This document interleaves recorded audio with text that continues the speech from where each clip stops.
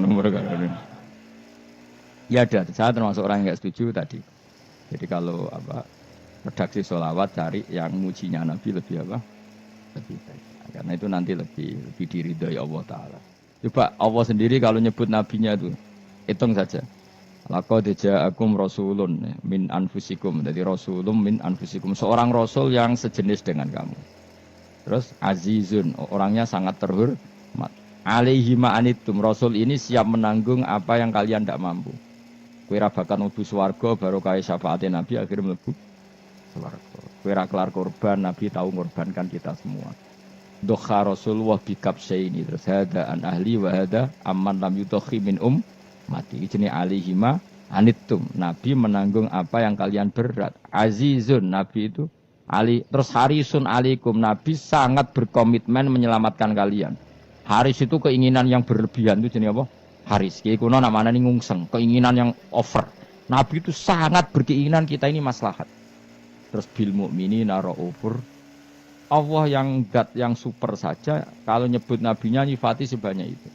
Ada ayat lagi misalnya, Rabbana wab'ats fihim rasulam minhum yatlu alaihim ayatika. Muhammad itu siapa? Seorang rasul yang membacakan ayat-ayat Allah.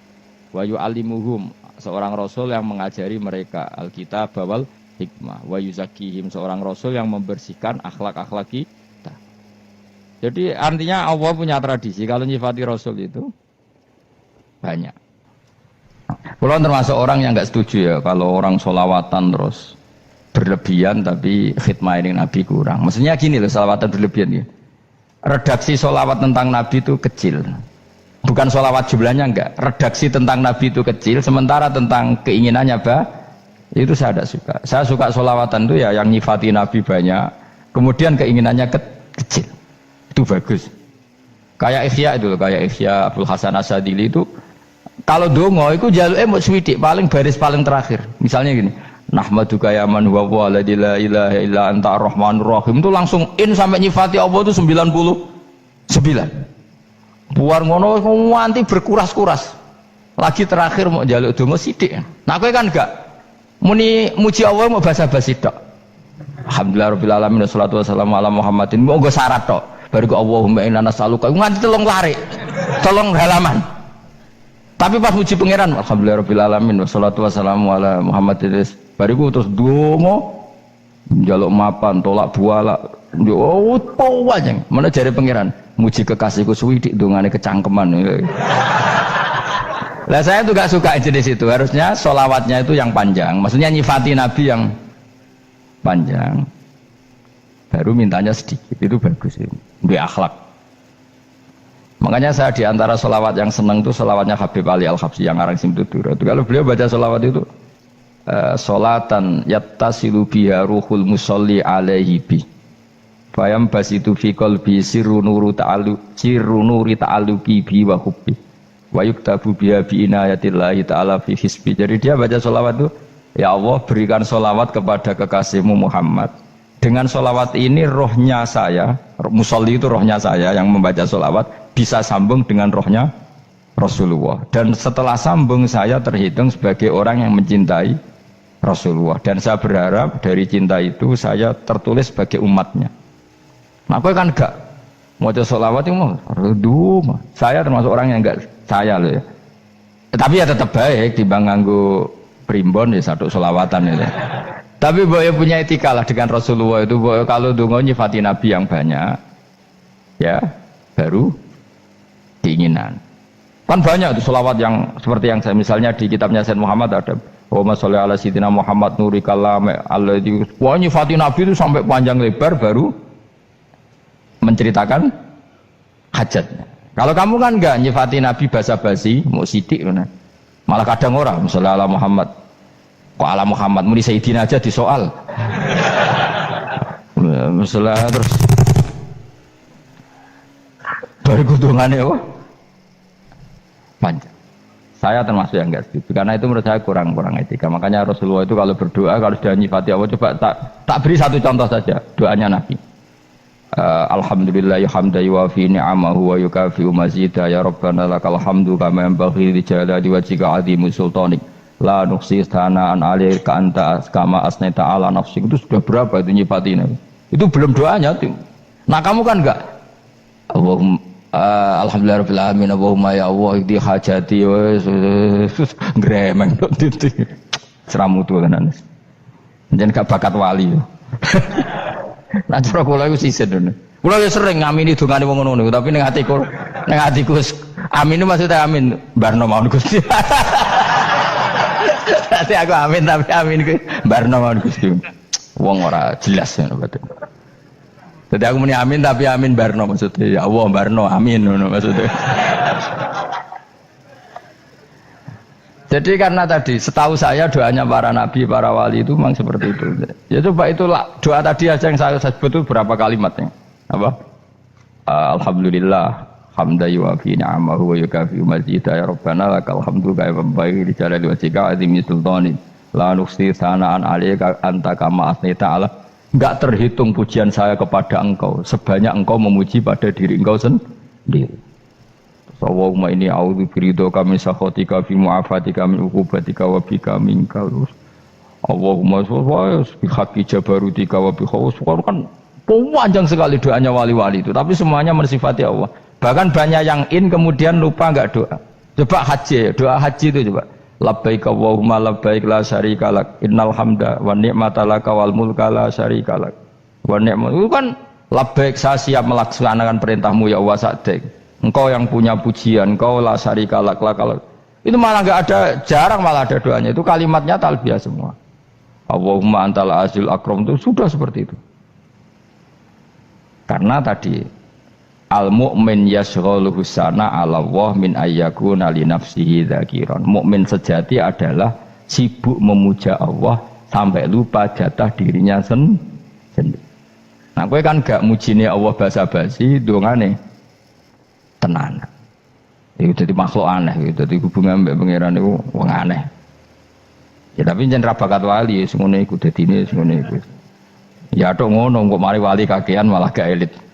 Jadi tapi saya mohon itu di sholawat itu usahakan jumlah paling enggak jumlah sholawatnya banyak, doanya sedikit. Paling enggak misalnya kamu tidak punya kalimat yang apa baik ya mau sholawat ping 100 itu gak ada salah biar guling-gilingan apa kita menyebut kekasihnya Allah lebih banyak ketimbang kita menyebut hajat kita sendiri ya gitulah. Paling enggak punya etika seperti itu ya. Kalau kamu enggak punya segot-segot sing keren, bacalah sholawat berapa 100 terus cerita awam Gusti utang kula kathah. Mungkin ra jawab wis roh.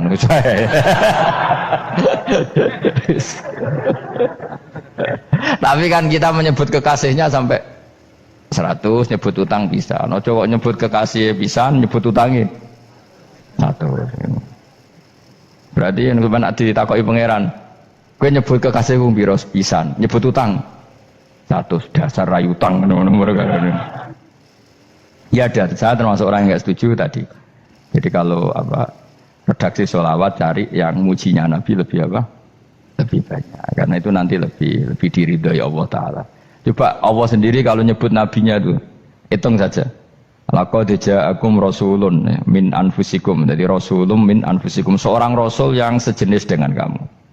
Terus azizun, orangnya sangat terhormat. Alaihi ma'anitum, rasul ini siap menanggung apa yang kalian tidak mampu. Kowe ra bakat mlebu swarga baru kaya syafaate Nabi akhirnya mlebu swarga. Kowe ra kelar korban, Nabi tahu mengorbankan kita semua. Dokha Rasulullah bikab ini terus hada an ahli wa hada amman lam yudokhi min mati. Jenenge alihima anittum. Nabi menanggung apa yang kalian berat. Azizun, Nabi itu ali terus harisun alaikum. Nabi sangat berkomitmen menyelamatkan kalian. Haris itu keinginan yang berlebihan itu jenenge apa? Haris, kiai kuno namanya ini ngungseng, keinginan yang over. Nabi itu sangat berkeinginan kita ini maslahat. Terus bil mukminina raufur. Allah yang super saja kalau nyebut nabinya nyifati sebanyak itu.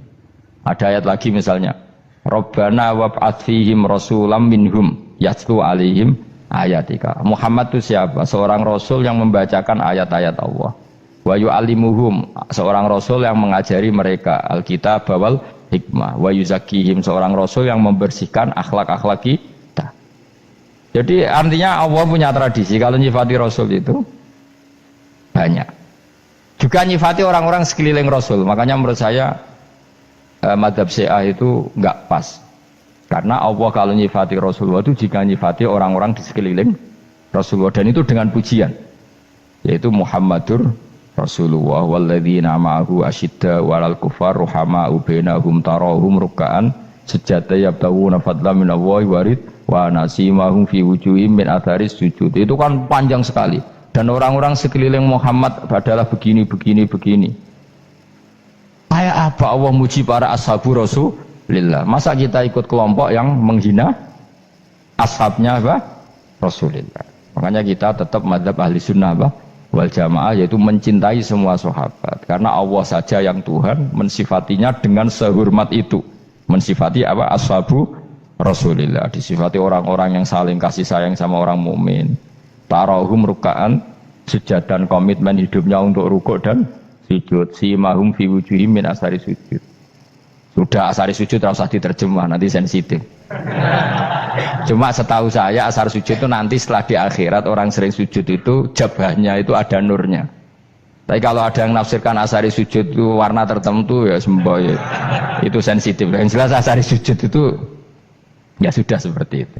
Seneng kamu kok kasut. Kowe nyen provokator, nak ono apa ya? Ada hal yang begitu terus mau berlebihan. Uteke ya khisimun.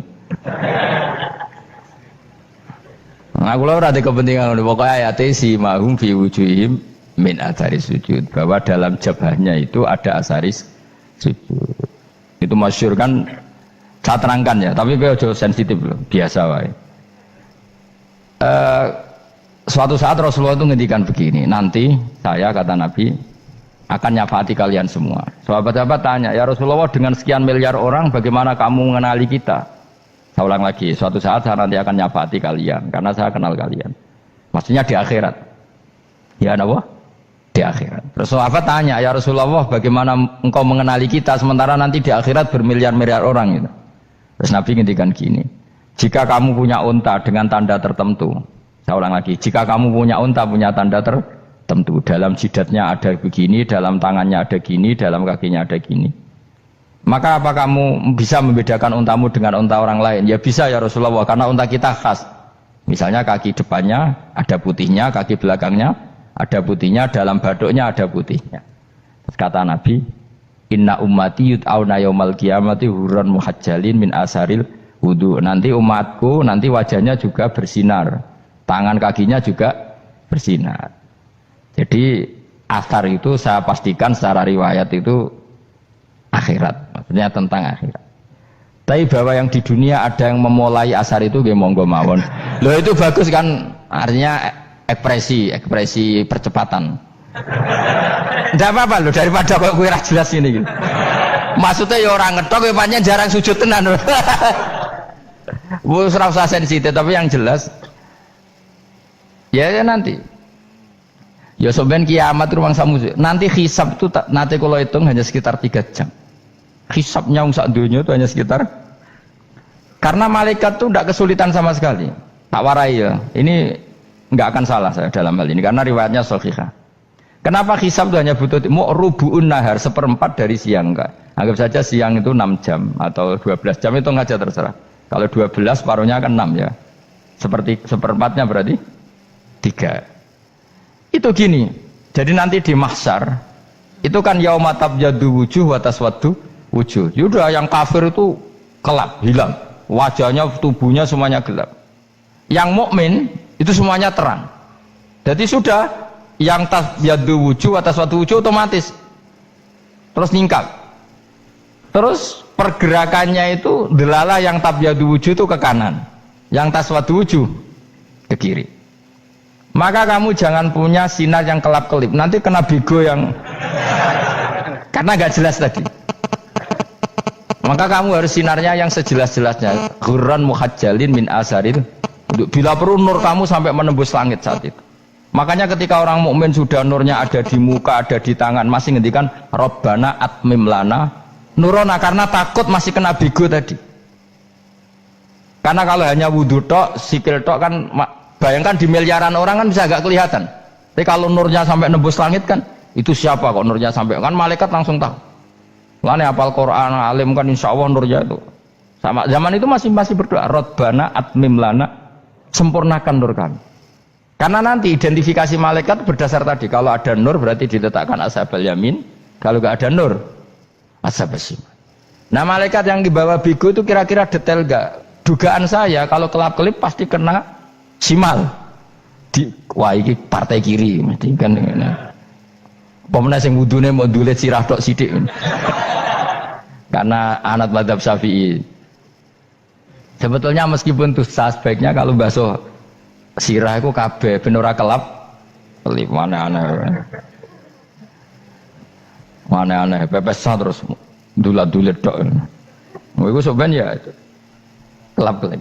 Ya sudah ya. Setelah itu kata ngendikane pangeran yu'raful mujrimuna bisimahum fayukhadu bin nawasi wal aqdam. Orang-orang pendosa kelihatan maka diletakkan di kiri.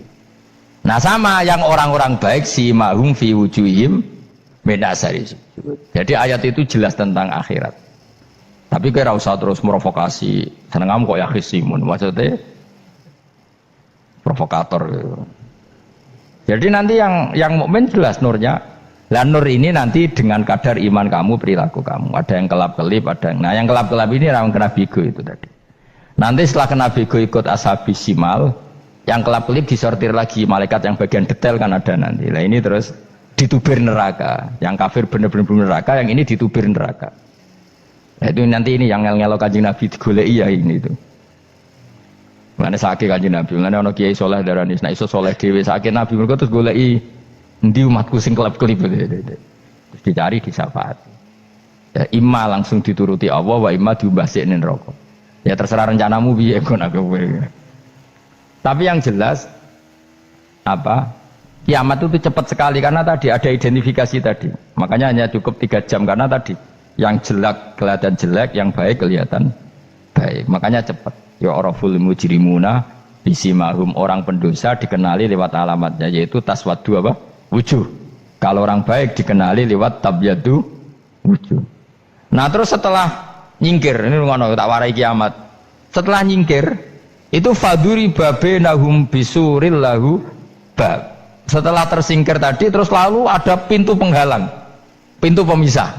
Nah pintu pemisah tadi yang sisi kanan langsung jadi surga, yang sisi kiri jadi neraka. Itu disebut faduri babenahum bisuril lahu bab batinu fi rahmatu wa dhahiruhu min qibalihil adab. Yang pintu arah kanan otomatis wilayah surga, yang pintu kiri otomatis wilayah neraka. Nah problemnya ketika penutupan pintu itu dah yang kelap-kelip itu katut kemana ini yang makanya kamu jangan malok partai yang apa kelap-kelip yang nggak jelas itu koalisi kemana ya. Kalau partai besar kan iso nyalon presiden, partai kecil ini kan ikut mana ini kan sing sak ngisore 1%, 2% ini kan repot. Loh coba misalnya nur kamu 2%, berarti gelap kamu kan 98%. Kira-kira malaikat mengkategorikan kemana coba? Ayo jawab. Gelap. Loh kok ada semangat Pak. Padahal itu bagian dari kamu. Kalau satu tubuh itu sinarnya hanya 2%, kira-kira kategorinya itu partai gelap, partai terang. Kode semangat kok ya ini. Berarti kegaruk kemana? Kiri. Tapi bisa saja malaikat cara berpikir gini. Tapi kok ada cahayanya ya? Padahal kata Allah yang bercahaya ashabul yamin. Kan nggak ada bilang cahaya terang. Bisa saja malaikat alhamdulillah berpikir begitu. Ya nanti kita rayu saja supaya berpikir ini kan yang penting ada cahaya. Kan Allah tidak bilang terang apa kelap-kelip. Ya mungkin saja asal ada cahaya dikategorikan lahu nur, punya apa?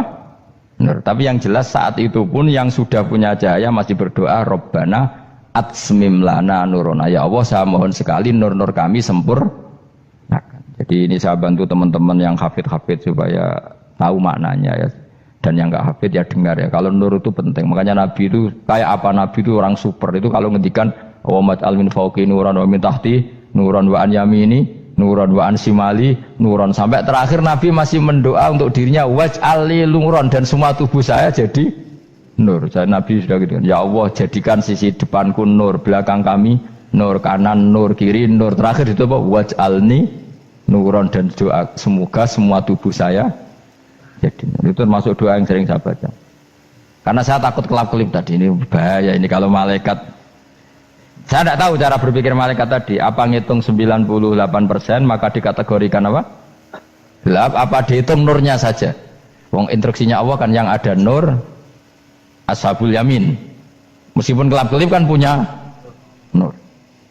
Saya tidak tahu nanti ikut 2% ikut mana kalau di partai koalisi itu?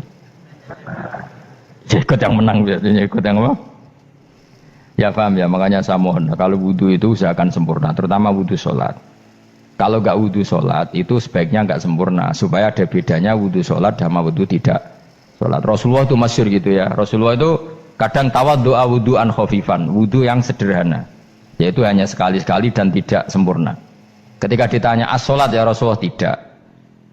Misalnya saya habis makan, mau tidur, biasanya ya wudhu, tapi tentu tidak perlu sesempurna kayak wudhu sholat, biar ada bedanya. Rasulullah juga gitu, beberapa kali beliau wudhu tapi tidak sesempurna wudhunya untuk sholat. Masyhur itu di riwayat tawaddu'a wudhu'an khafifan duna wudhu'ihi lis sholat. Tapi kalau wudhu untuk sholat asbaghal wudhu, menyempurnakan wudhu. Jadi supaya ada bedanya wudhu sholat dan wudhu tidak sholat. Saya gak wong sore ngaji podo kabeh. Abu Bakar ya gitu, ana wong poso sunat kok nyediakno buka dimarahin. Istrinya pernah nyediakan buka beliau untuk puasa sunat. Itu embernya dipecahi Abu Bakar. Ditanya, kenapa gitu? Apakah kamu akan menyaingi Ramadan? Jadi gak boleh memperlakukan puasa sunat kayak Ramadan. Ya biasa saja kalau puasa sunat tuh, wah buka kolak, apa? Ramadannya ya iri tuh. Ini gimana kok saya disaingi ini? Jadi kabeh itu ada proporsinya, ada apa? Makanya megang Quran ya wudu, megang wudu. Nah kabeh gitaran terus wudu, pengiran tersinggung. Piye kok menjegal gitar wudu? Jadi gak boleh kebaikan disaingi itu juga gak boleh. Bapak gue sergap wudu sampai nyekel gitar. Untuk Quran tersinggung, wah semen ibu gak sembunyi kan. Malaikat panitia kan ya tersinggung. Kabeh itu kan ada proporsinya apa? Ada proporsinya. Itu hebatnya Rasulullah. Jadi kalau beliau wudu, bahkan wudu itu wudu li sholat sama tidak sholat itu. Misalnya sholat sunat itu kamu mampu ngadeg boleh nggak duduk? Boleh. Kalau sholat fardu nggak boleh, biar ada bedanya. Fardu itu spesial, nggak boleh, harus berdiri. Kalau sunat pun harus berdiri. Fardu tersinggung, iya sunat kok nyaingi aku kan gitu kayak. Ya makanya sholat fardu wajib berdiri ya. Sholat sunat boleh duduk meskipun mampu loh ya. Nggak boleh sama. Sholat sunat pun harus berdiri. Berarti ada sunat menyaingi fardu. Ya jelas ya, jadi aturan main itu harus jelas, nggak boleh. Makanya Abu Bakar itu nggak mau kalau ada orang puasa sunat kemudian apa? Abdullah bin Mas'ud lebih parah, dia itu tukang nyuwepeng orang yang selalu sholat duha. Makanya saya itu duha itu jarang, karena takut kena sweepingnya siapa? Abdullah bin Mas'ud. Itu ada orang khusyuk tiap hari duha, diswepeng sama dia. Apakah kamu menjadikan sholat ini jadi fardu? Kok mbok lakoni bedino? Awas nampak lakoni bedino. Daerah akhir duha dilakoni bedino. Perkara ini butuh duit. Oh itu kalau zaman Abdul Mahmud kena sweeping apa? Karena berarti menandingi fardu. Jadi sebenarnya usah anut ilmu ku bahaya itu di sensitif. Cuma ini kan ilmu tetap tak utarakan. Biar kamu tahu, nggak boleh fardu disaingi itu nggak. Coba kan banyak ketentuannya tadi. Contoh paling gampang itu apa? Kalau sholat fardu boleh, nggak boleh apa? Duduk. Sholat sunat boleh duduk. Sholat sunat boleh di kendaraan sesuai jalannya kendaraan. Ainama tawajjahat bi rohilatu. Kalau sholat fardu, kalau kamu naik unta harus turun untuk memastikan di kiblat. Jadi banyak sholat sunat kamu dalam keadaan najis sudah tidak boleh dilakukan. Kalau sholat fardu, karena saking pentingnya fardu, meskipun dalam keadaan najis ya menemukan alat sesuci harus tetap sholat. Jenenge sholat dihormatil waktu, karena nggak boleh fardu ditinggalkan. Meskipun nanti harus iadah, karena nggak boleh mengalahkan fardu meskipun itu oleh najis. Jadi misalnya kamu pergi hanya bawa satu celana, kemudian di terminal atau apa kena najis, kena uyah sampean misalnya, kamu harus tetap wudu dan sholat, karena nggak boleh fardu ditinggalkan. Meskipun nanti harus iadah, karena sholat kamu tidak sempurna. Dalam keadaan celana kamu najis, boleh nggak sholat sunat? Oh nggak boleh. Karena kalau fardu itu darurat memang suatu yang harus maka dilakukan. Tapi kalau kamu dalam keadaan nggak suci nggak boleh melakukan sholat apa? Sunat. Karena fardu itu spesial apa? Spesial. Bun kalau terus nongol. Wamtazil yauma ayyuhal mujrimun. Ya, jadi orang mujrimun harus terpisah dari orang apa? Mukmin. Dan yang keharusan itu ketika di surga. Tapi kalau di dunia ya boleh muamalah boleh. Ya muamalah yang halal maksudnya. Infaridu tegese misao sira kabeh ana mukminin sing pira-pira mukmin intakhtilatihim. Nalikane campure kufar utawa al mujrimin bihi kelan al mukminin. Utawa rujuke balik boten napa. Maksudnya rujuke diwalik ge sami intakhtilatihim mukminin bihi kelan kufar utawa kufar ning mukminin. Alam ahad ilaikum ya bani Adam. Alam ahad ana ta ora merentano ingsun ilaikum maring sira kabeh. Amurkum tegese ana ta ora merentano ingsun kum ing sira kabeh ya bani Adam ya bani Adam. Ala lisani rusuli ing atase lisane para utusan-utusan ingsun. Bukankah saya telah merintahkan kamu wahai bani Adam Allah ta'budu setan. Yen ta ora menghamba sira kabeh asetan ing setan.